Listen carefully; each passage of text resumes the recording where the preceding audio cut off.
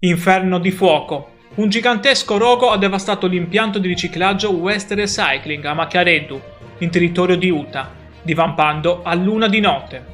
L'intervento dei vigili del fuoco è stato massiccio. Io sono Matteo e ti ringrazio per essere qui sull'Isola Informa. Se vuoi restare aggiornato sulla cronaca sarda, iscriviti al canale e attiva la campanella per non perdere le notizie più importanti. L'incendio è scoppiato all'interno di un campanone della West Recycling, azienda specializzata nel riciclo di metalli e apparecchiature elettriche, nella zona industriale di Macchiareddu. L'entità del rogo era tale da generare fiamme visibili a grande distanza. Le operazioni di spegnimento da parte dei vigili del fuoco sono state particolarmente complesse a causa della natura dei materiali coinvolti e sono durate diverse ore, fino al mattino. Non ci sono feriti, ma i danni sono ingentissimi.